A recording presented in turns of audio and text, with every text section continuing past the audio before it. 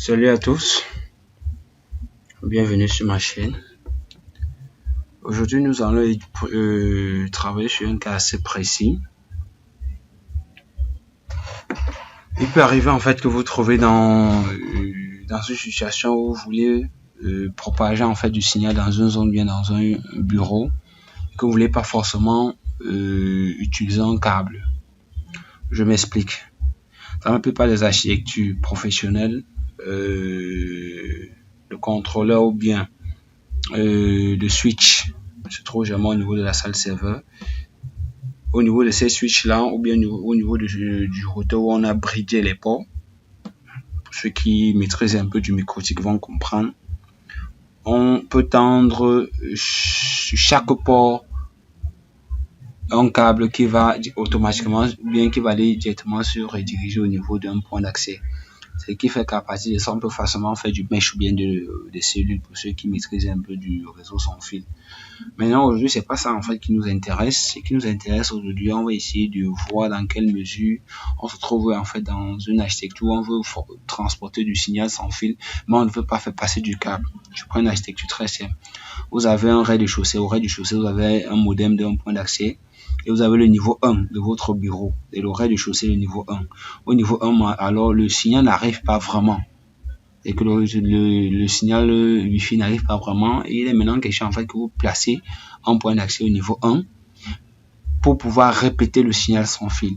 Maintenant, vous ne voulez pas forcément utiliser du câble. On va voir comment avec Microtik, on peut utiliser deux cartes Wi-Fi. Une carte qui sera utilisée comme station, une autre la carte station sera utilisée pour récupérer le signal sans fil faible du modem de votre FI en bas.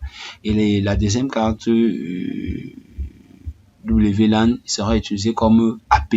C'est-à-dire quoi? Pour propager le Wi-Fi au niveau de votre bureau, au niveau du niveau 1 de votre bureau. Alors pour ce faire, on va dans le lab, en fait, je vais utiliser un routeur 2011 pour ceux qui le connaissent.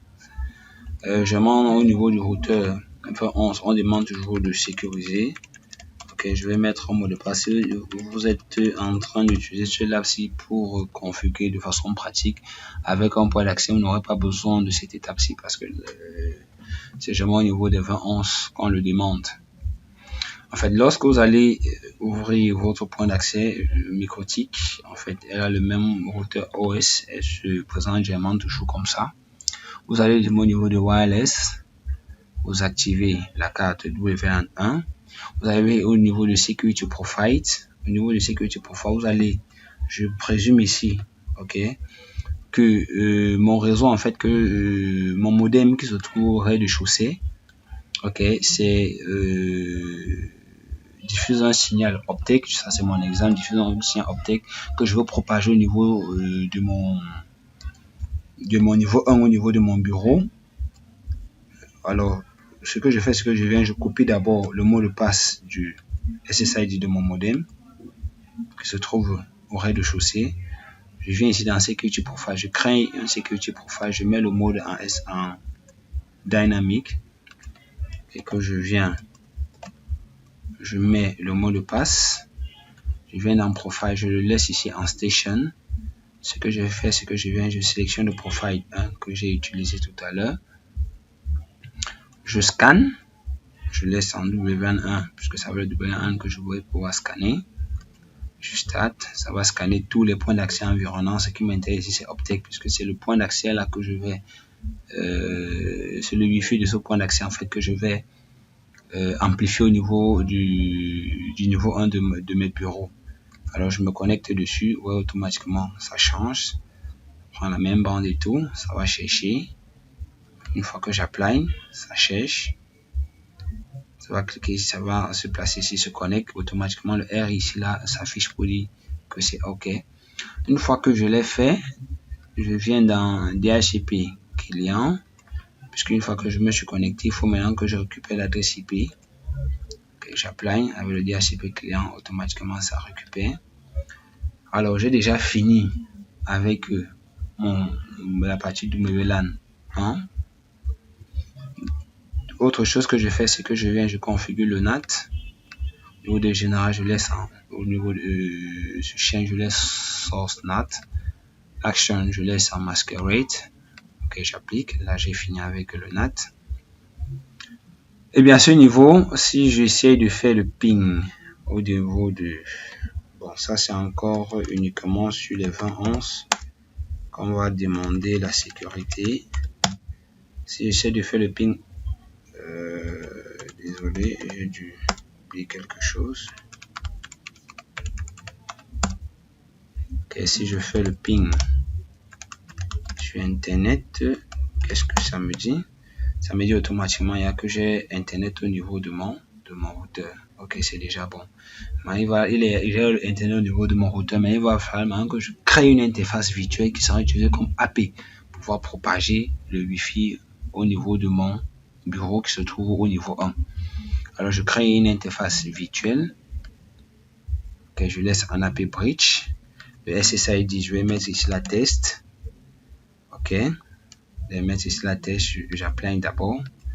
Eh bien, je suis dans l'optique où je veux, j'explique ici, je suis dans l'optique où je veux créer un point d'accès. Je ne veux pas forcément faire du mesh. Le mesh, c'est quoi? Le mesh, c'est que si je configure du mesh, ça veut dire que quoi? Mes deux points d'accès, c'est que le point d'accès qui se trouve en bas et le point d'accès qui va se trouver ici auront le même SSID, le même mot de passe. De façon que si quelqu'un quitte du rez-de-chaussée pour le niveau 1, il aura toujours le même SSID, le même mot de passe, avec qu'il n'aura plus besoin de changer de Wi-Fi. On va dire ça comme ça là. Mais ici, c'est pas, j'explique en fait le deuxième cas où vous avez besoin de d'utiliser Internet du bas.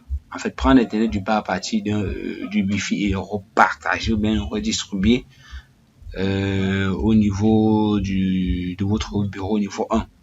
Pour ça, on va aller dans le cas où on va créer un deuxième security profile. Ok, le mot de passe, on va mettre 1, 2, 3, 4, 5, 6. 1, 2, 3, 4, 5, 6. Et on va blind. Ça, c'est juste un test. Bon, on demande, je crois que je vais aller jusqu'à 7, 8, 9, 0. Je crois que pour meilleure sécurité, c'est ça que ça me demande. Ok. Ok, à ce niveau, je rentre ici au niveau du WLAN 2. Je prends le Security Profile 2. Vous voyez que celui-ci a le Security Profile 1, celui-ci a le Security Profile 2. C'est deux mots de passe totalement différents de SSID. Totalement différents. J'applique. Une fois que j'applique, autre chose que je viens faire, je viens donc créer le DHCP serveur pour pouvoir donc donner les adresses IP à mon entourage qui se trouve au niveau de mes bureaux au niveau 1. Je spécifie l'interface qui est l'interface W2. Mais avant d'arriver à ce niveau, je vais d'abord une étape que je crois que j'ai oublié. Si je ne l'ai pas encore fait, je crois que je ne l'ai pas fait.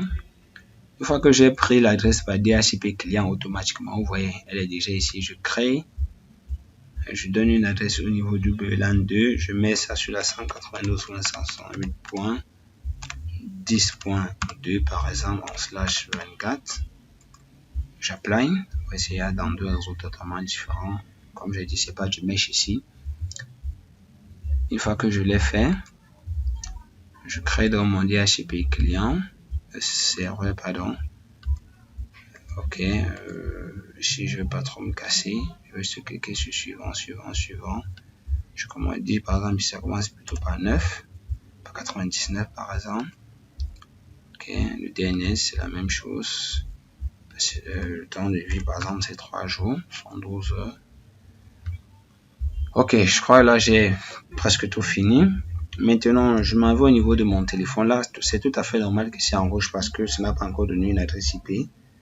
Si je m'en vais au niveau de mon téléphone, je me rends compte que j'ai déjà le SSID test. Je me connecte sur lui, on me demande le mot de passe. Dès que je récupère, vous voyez, dès que j'ai récupéré, j'ai déjà Internet au niveau de mon téléphone qui se trouve dans mon bureau au niveau 1. Vous voyez que ici, j'ai récupéré le Wi-Fi et que j'ai placé un point d'accès au niveau de mon bureau qui se trouve au niveau 1. J'ai récupéré le signal très faible de mon point d'accès qui se trouve au rez-de-chaussée avec la carte Wi-Fi ici en station et je l'ai repartagé le Internet récupéré ici avec mon autre carte virtuelle que j'ai créée en station. Vous voyez, c'est deux et qu'en bas, lorsque vous serez au rez-de-chaussée, vous avez le SSID vous aurez ce SSID et le mot de passe, je crois, c'est hop quelque chose, si j'ai bonne mémoire là. Et ici, lorsque vous serez toujours même dans le même bureau, mais au niveau 1, avec un étage au niveau 1, vous aurez plutôt le Wi-Fi test avec le mot de passe 1, 2, 3, 4 jusqu'à 0. Ok, ouais, là, ça passe parfaitement. Bon, ça, c'est une solution qui peut être envisagée si vous voulez pas forcément passer du câble. Mais ici, elle a un inconvénient.